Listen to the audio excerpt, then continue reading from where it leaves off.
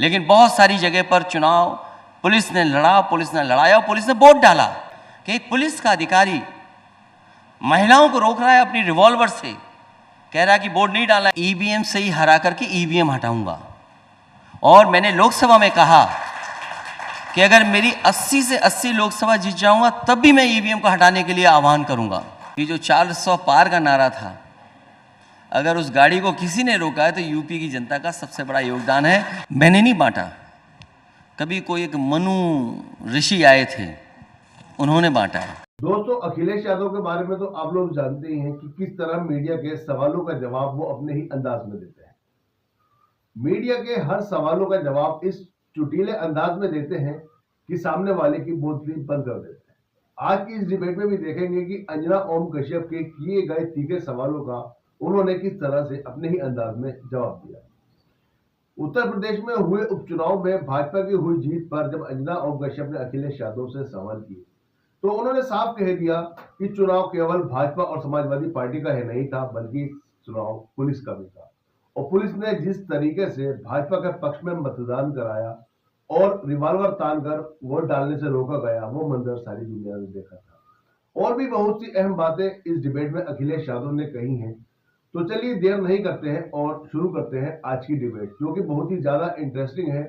और वीडियो को लास्ट तक देखिएगा और चैनल को लाइक और सब्सक्राइब जरूर कर दीजिए।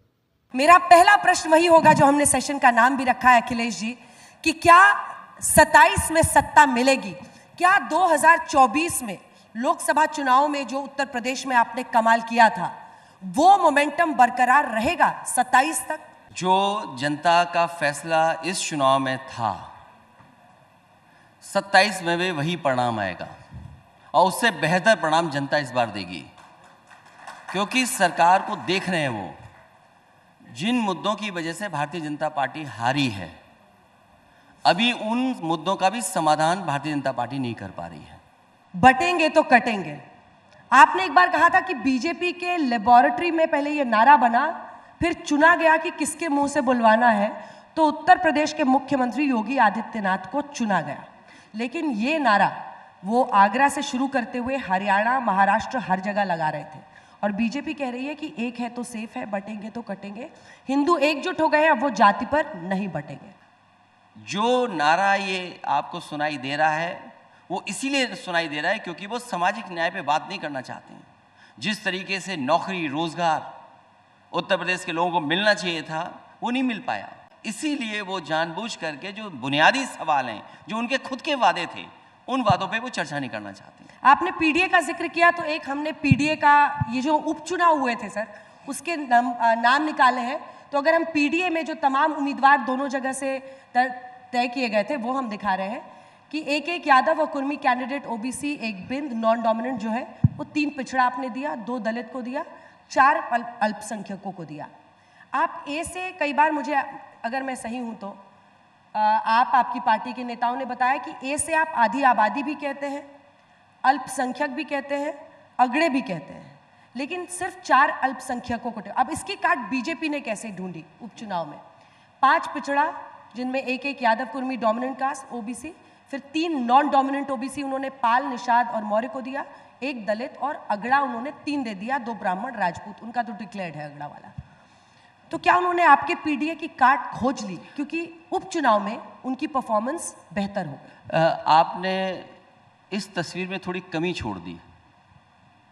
जो अभी तस्वीर दिखाई दे रही है स्क्रीन पर, उसमें आपने कमी छोड़ दी। अगर आप पुलिस भी लगा देते बगल में तो शायद पूरी हो जाती तस्वीर। लेकिन बहुत सारी जगह पर चुनाव पुलिस ने लड़ा, पुलिस ने लड़ाया और पुलिस ने वोट डाला।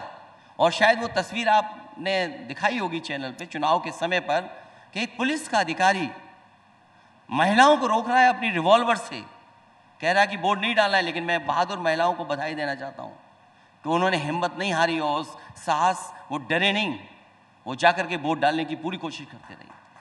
आप कह रहे हैं पुलिस चुनाव जितवाती है उपचुनाव में, लेकिन हमने देखा इससे पहले भी जब आपकी सरकार थी तो जो सत्ता में रहता है उसके पक्ष में नतीजे आते हैं। ये मत कहिए आप। ज्यादातर राज्यों में, मैं आपकी सिर्फ नहीं कह रही। तो मैं आपसे सहमत हूँ। फिर तो इसका मतलब चुनाव नहीं हुआ वो ठीक तरीके से।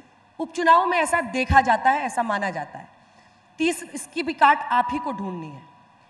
ईवीएम में गड़बड़ी है, इसका भी काट आप ही को ढूंढना पड़ेगा, क्योंकि इसी ईवीएम की बदौलत आप तीसरी सबसे बड़ी पार्टी देश की बने, 37 सीट आपको आई।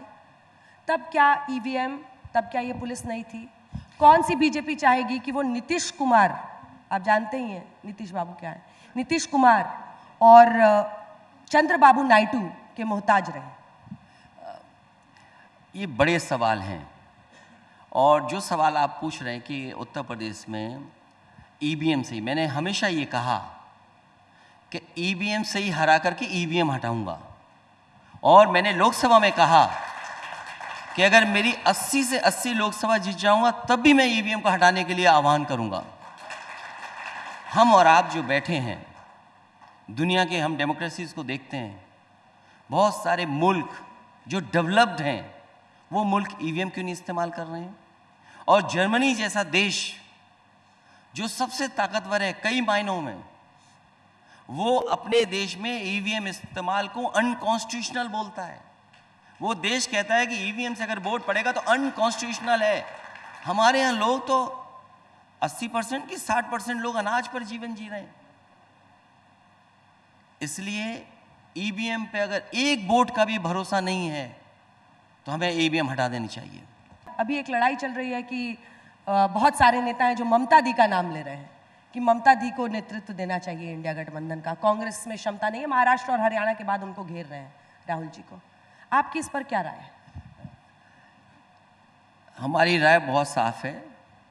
हम तो उस पक्ष में कि बीजेपी को जो हटाएगा हम उसके साथ हैं। हमारा लीडरशिप के लिए कोई झगड़ा नहीं है।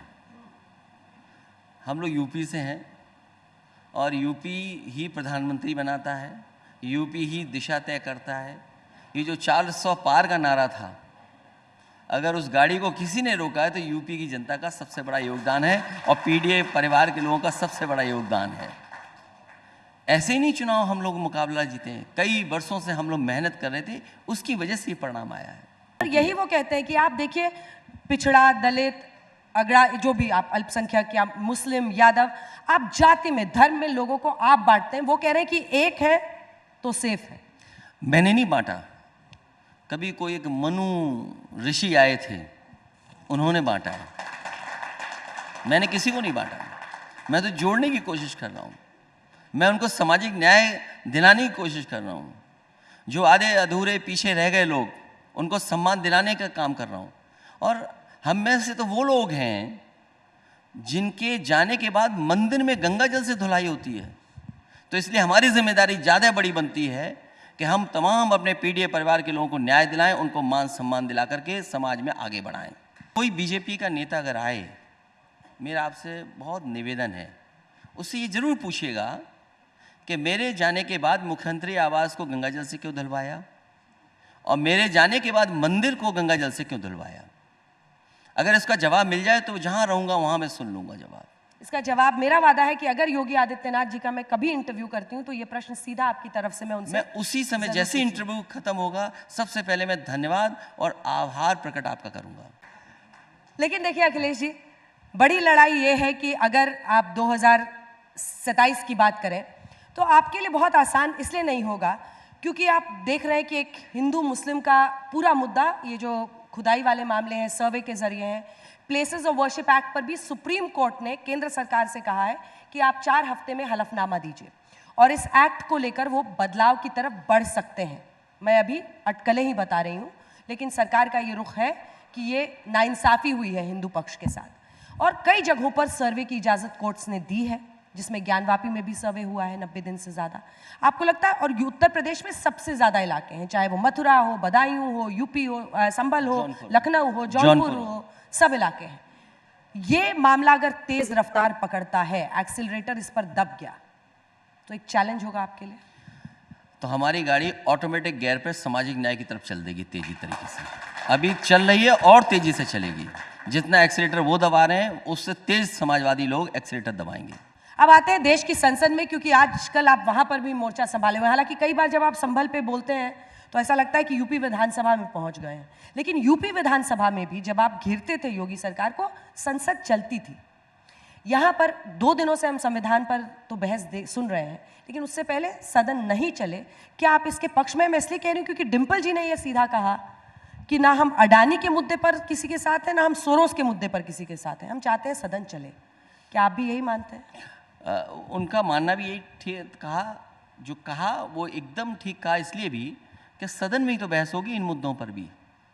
सदन चलता और सरकार को स्वीकार करनी चाहिए थी बहस। अगर सरकार से सब लोग ये मांग कर रहे थे कि इन मुद्दों पे बहस होनी चाहिए और हमारे लिए प्राथमिकता पे संबल था, क्या कोई कल्पना कर सकता है आज की परिस्थितियों में कि आप सर्वे के बहाने इतना माहौल खराब कर दें? आप, ये दंगा नहीं था, ये प्रशासन की नाकामी थी।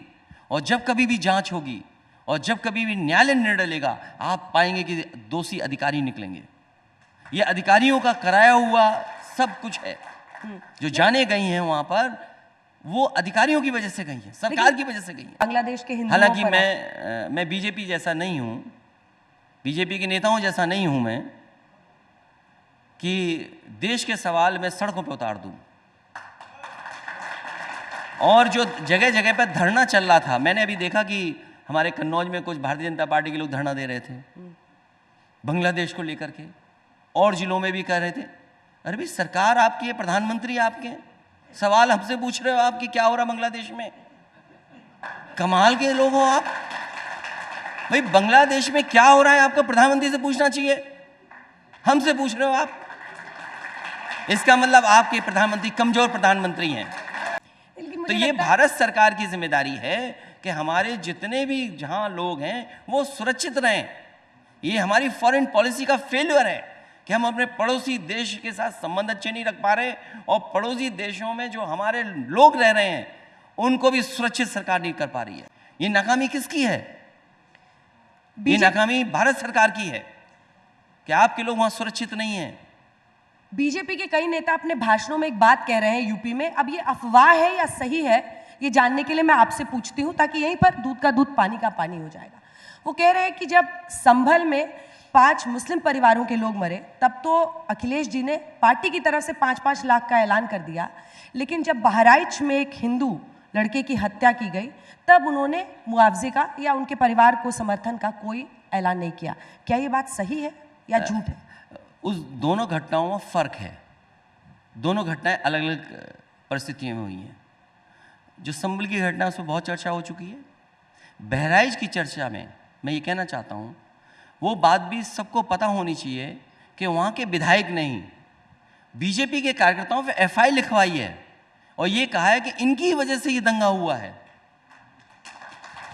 बीजेपी के विधायक ने ही बीजेपी कार्यकर्ताओं पर एफआईआर दर्ज कराई है और कहा है कि जो दंगा हुआ है, जिसकी वजह से जान गई, वो बीजेपी के कार्यकर्ताओं के वजह से गई है। मरा तो इंसान ही है। दूसरा दूसरा मैं बताता हूँ, मैं उसी पे आ रहा हूँ। जो आप बात कहना चाहती हूँ, जिस भाव से जो बात सामने आ रही है, वहां पर जो डीजे पे गाने बज रहे थे, सबसे पहले सवाल उठाया कि आप भक्ति के गाना गाना चाहें, कोई मना नहीं कर रहा है। आपका प्रशासन कहाँ था? जब कभी भी इस तरह के आयोजन होते हैं, प्रशासन की पूरी जिम्मेदारी बनती है, बाकायदा रूट तय होता है, प्रशासन बैठ करके पीस कमेटी से बातचीत करता है, रूट तय होता है, उसके बाद निकलता है। आपका प्रशासन था ही नहीं वहाँ पे, पुलिस क्यों नहीं थी? और अगर आपकी नाकामी नहीं थी तो आपको पुलिस को सस्पेंड करनी पड़ी, वहाँ के अधिकारी क्यों हटाने पड़े आपको? और फिर जहाँ तक मुआवजे की बात है, आप किसी के घर पर चढ़ जाओगे आप जाकर के? आप घर पर क्या कर रहे थे आप जाकर के? और सरकार अगर मुआवजा यहाँ भी दे दे, यहाँ तो गरीब निर्दोष लोग मारे गए हैं, पुलिस की गोली से मारे गए हैं, और पुलिस प्रशासन दबाव बना रहा है कि उनके खिलाफ केस मजबूत ना हो, इसीलिए घर परिवारों में जाकर के छापा मार रहे हैं। अभी कुछ दिन पहले और महिलाओं को उठाया था उन्होंने कि केस को मजबूत कर ले पुलिस। नाकामी अधिकारियों की, जब कभी जांच होगी, जब कभी कोर्ट में ये बातें जाएंगी, तो अधिकारियों का इसका जवाब देना पड़ेगा। और हमें और आपको डीजीपी साहब की वो बात याद रखनी चाहिए। उत्तर प्रदेश के डीजीपी साहब ने कहा, जो बीजेपी के पहले डीजीपी बने थे, कि ये अधिकारी जो इस तरह का काम कर रहे हैं, उन्हें याद रखना चाहिए, जब उनके खिलाफ कार्रवाई होती है तो उनके साथ कोई खड़ा नहीं होता, उन्हें जेल में जाना पड़ता है। तालियों के साथ बहुत बहुत धन्यवाद अखिलेश यादव जी मंच पर आने के लिए, एजेंडा आज तक पे तमाम सवालों के जवाब। Thank you so much.